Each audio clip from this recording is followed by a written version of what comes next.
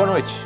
Ele é um guru internacional da computação e um dos mais importantes estudiosos da vida digital, dos rumos que a tecnologia vai seguir e das mudanças que isso pode provocar na vida das pessoas e das empresas. O Roda Viva entrevista esta noite Nicolas Negroponte, diretor do Media Lab, o laboratório de mídia do Instituto de Tecnologia de Massachusetts, nos Estados Unidos. Professor, empresário, ideólogo da informática, Nicolas Negroponte foi quem primeiro detectou a tendência da televisão e do rádio se difundirem por cabos e da telefonia mudar para um sistema sem fio. Ele também foi um dos primeiros a falar que a televisão a cabo, o telefone e o computador se juntariam em um novo modelo de entretenimento e de comunicação. Começaram aí os chamados sonhos digitais.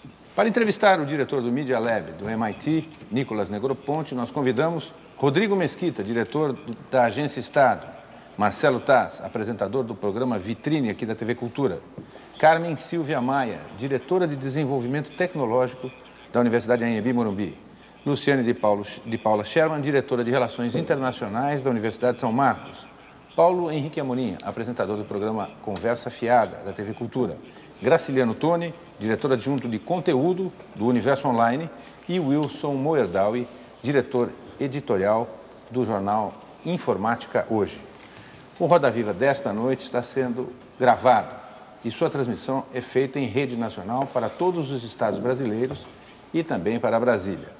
A gravação deste programa foi pela primeira vez acompanhada via internet por centenas de telespectadores, alguns até do exterior. Através de seus microcomputadores, eles acessaram a página do Universo Online e também da TV Cultura para assistir à gravação do Roda Viva e enviar e-mails com perguntas ao nosso convidado. Boa noite, Nicolas Negroponte. Antes de mais nada, eu gostaria de agradecer a sua presença aqui. Eu sei que o senhor está fazendo um esforço nesse sentido, em função da sua agenda, e eu confesso que para a TV Cultura é uma honra tê-lo aqui. Como eu disse agora há pouco, essa é a primeira vez, pelo menos aqui na televisão brasileira, em que um programa gravado vai ao ar online, ao vivo, via internet. E eu também admito que isso foi resultado da leitura que eu fiz do seu livro, onde o senhor diz que as redes de televisão e as redes de computador são muito diferentes e são comandadas por pessoas que pensam diferente. O senhor acha que essa distância entre as redes de TV e de computadores vai diminuir? Well, the technical difference between TV and the internet will disappear.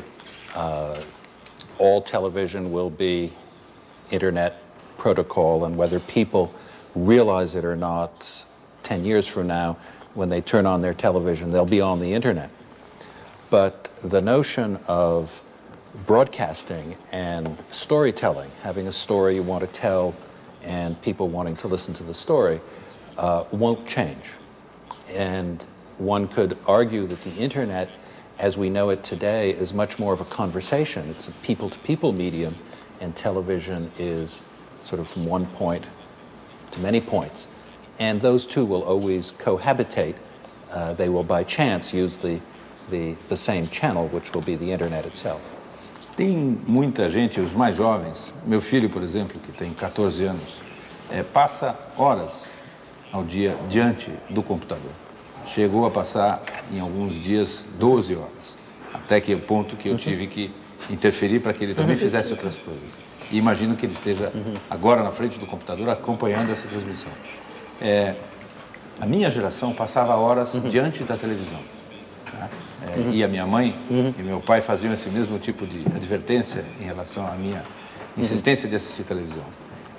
O senhor acha que esse é um caminho irreversível? Ou seja, que mais tempo as pessoas vão passar diante porque ele passa diante do computador na internet, em grupos de bate-papo ou jogos eletrônicos ou outras atividades, não vendo televisão no computador.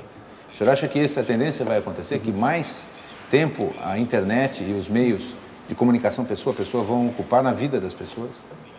Well, first of all, a child shouldn't spend 12 hours doing anything. Também. It's part of the role of being a child is to do many things.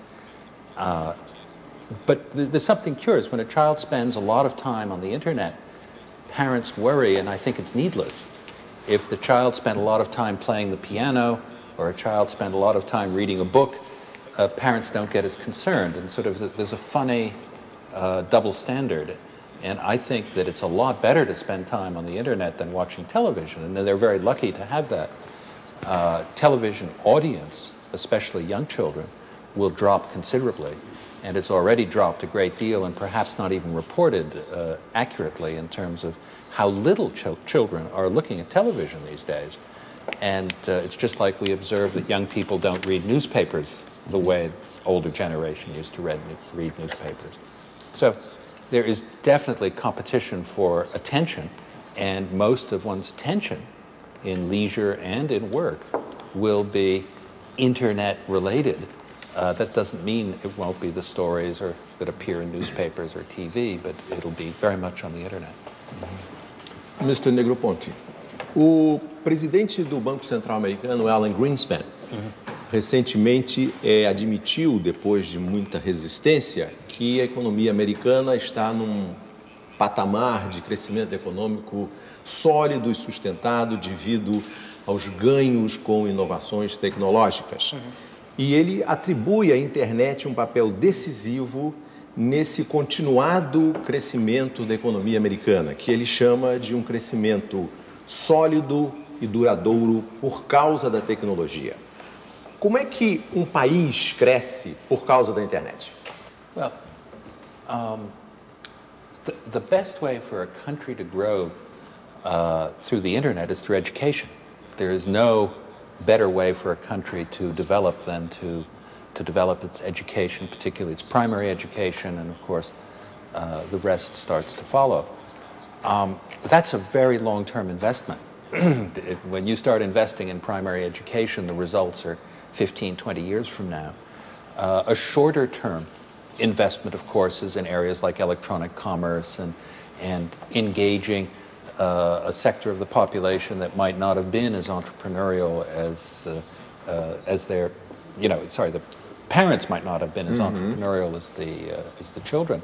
So one starts to see in developing countries people taking advantage of the internet more aggressively than their counterparts in the developed world. And this is very counterintuitive, but it happens because there is so much value in doing that.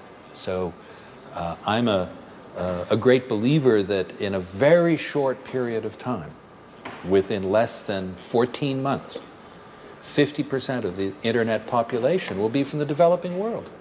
And nobody else believes that right now. It really is considered American-dominated and soon to be European equally dominated. And I think that's just not true. Most of the, or at least half of the population of the internet will be from the developing world. Mas por que os países em desenvolvimento têm essa sede de internet? Como é que o senhor explica isso? Because the payoff is so high. If you are in a position of comfort and you're in a position of self-satisfaction, you're not going to take risks. You're not going to try, either in education or in commerce, to do things that risk that self-satisfaction. So if I look at a Ministry of Education in France or Germany, they want to make little changes. If you look at, or you talk to a minister of education, here in Brazil, there is such need. There is so, you have to make big changes. You can't make little changes. So there's a natural tendency to be bolder. So I see this happening much more aggressively and much more dramatically in developing nations. Professor Negroponte, eu não sei o quanto que o senhor conhece da cultura brasileira, mas tem uma palavra extremamente relacionada com a cultura brasileira diante da tecnologia que eu gostaria de contar para o senhor, que se chama gambiarra, tá? Não sei nem se é traduzível essa palavra, talvez gambiarra seja o mais próximo. Shortcut. Mas a gambiarra é uma, vamos dizer, é uma saída criativa de um povo que tem poucos recursos diante da tecnologia.